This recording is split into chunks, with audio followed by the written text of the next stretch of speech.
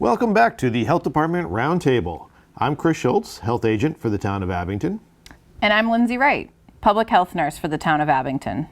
You may remember, during the height of the pandemic, we began a series called the Health Department Roundtable so that we could bring residents information about the evolving pandemic and keep them informed on what was going on. We've had some time to think about the things that the health department does and how we touch on everybody's lives in many different ways, and thought it would be helpful to bring this series back again with a different focus. Moving forward, our goal is to educate and entertain our residents. Chris and I have begun selecting topics that are important to us, and we would also like our community's input. So please reach out via social media or email with any topic that you might feel is important or that you would like to learn more about. Having said that, let's start with today's episode. I'd like to welcome our special guest today, Joe Kenny, who's the Animal Control Officer for the Town of Abington, and he's joining us today to talk about a topic of concern for the community, rats. So welcome, Joe. How's it going? All right. So rats, right? They've been a problem in most of the local towns, especially over the past few years. It seemed to be getting more and more of them. Any idea why we're seeing more and more rats? Not really, to be honest, but we do provide good habitats for them. We have bird feeders outside, we have restaurants, we have human trash, we have compost piles, things that may help maintain rats' food source. So they keep spreading and repopulating. We also have a decrease in some of the rat predators, so that's probably contributing as well. I know in the health department we get an uptick in calls about rats whenever there's road construction or development of a wooded area. Seems to scare them out of wherever they're naturally hiding or living. But yeah, so a lot of times like road construction projects, the rats would be using either tunnels underground or they'd be nesting under the concrete, stuff like that. So when we dig that up, we're actually moving where they'd normally be located, and then they're kind of dispersing away from that area. I know they did a big job on Route 18, so that may contribute to it, but it's just moving the soils and moving construction materials.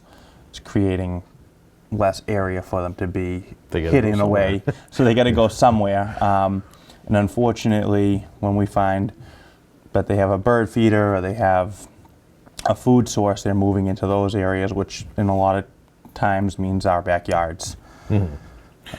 So seeing as this is a problem that's not really going to go away, do you have any advice for our residents on how to keep rats out of their house and maybe out of their yards? Yeah, so some of the things that I recommend is, one, eliminate food sources and areas to sleep or nest. Some of the major food things, like we said, bird feeders, sometimes things like chicken coops, if we have grass seeds stored in sheds. I recommend any kind of like foods, whether or not it's human food or our own trash, don't put it out on your deck, put it in a trash barrel.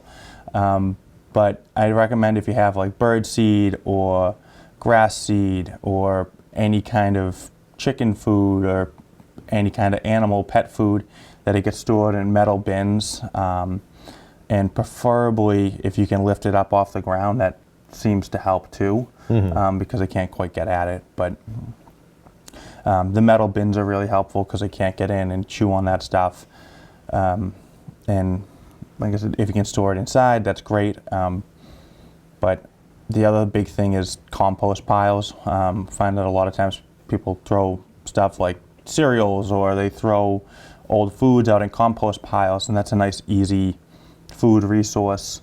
As well as a nesting area, it's nice soft material that they can dig down into, and that's where they tunnel down and build their little nest. Probably warm for them as well. Nice and warm, yep. So warm in the winter, and in the fall and in the winter is when you see more activity because they're out, they're more active, they're looking for food, it's getting colder, it takes more calories to keep your body going. So a lot of times this time of year and going into the winter, you'll start seeing them popping up. They might be in a garage, they might be in a warmer area, sheds. So it's just something to kind of keep an eye on. There's definitely a lot of local pest companies. We have a couple here in town. Griggs and Brown is a big one, but sometimes if you do have them repetitively, it's a good thing to reach out to one of those companies and do preventative if it's something you're worried about. A lot of times preventative stuff is Is the key. the key thing to keep it out of there. Fix the problem before you have it. And that's a big thing with them is don't call when you start seeing things. But some of the things to look for would be like holes in the yard. A lot of times they'll dig up next to foundations or next to decks. The holes are usually, I usually say like maybe about as thick as a coffee cup top, or a soda can. They're a little bit bigger than like a chipmunk hole. Like a chipmunk hole is usually pretty small, but if you start seeing like tunnels going under things, stuff like that, it's a good idea to call in a pest company and have them at least check it out, see what's going on. And if you notice rats, and I think this is an important point to bring up because I'm sure that you've had these phone calls as well as I. Yeah. A lot of times, so rats and pest infestations are definitely a public health concern, but the health department is really not the best place to call to get the problem solved if you have rats, and that would be the same with the ACO, right? That's not, you don't catch rats. So we don't catch rats. Unfortunately, rats are in every town, all the way across the country and really across the world. It's something that everyone has to deal with. We're people, we eat food, they eat food, and because of that, we have more food than we need, and they come in and take our leftovers. It's really what it is. Some of the best places to call, like I said, are local pest companies, and the preventative measures are really key. If you start seeing any signs of it, you suspect that you might have it, it's better to get somebody in there sooner than later. And try to get on top of it versus trying to fix it after it's an issue. I would presume probably less costly too. Yeah, it's definitely less costly to get ahead of the ball than to be trying to push the ball back up a hill. It's just an easier road for them to do. They can do things that'll prevent them from coming in the yard. They'll prevent things, tell you what's going on. So like if something that you're concerned about, they might be able to eliminate things that might cause them to come to your yard.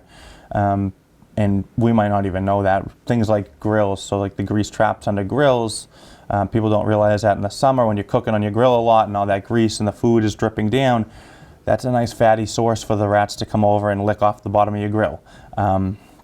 Other animals will do that too, raccoons, skunks, possums, all that kind of stuff. It's something we don't really think about, but if you have outdoor cooking stuff, make sure you keep that clean and wash it off after you're done.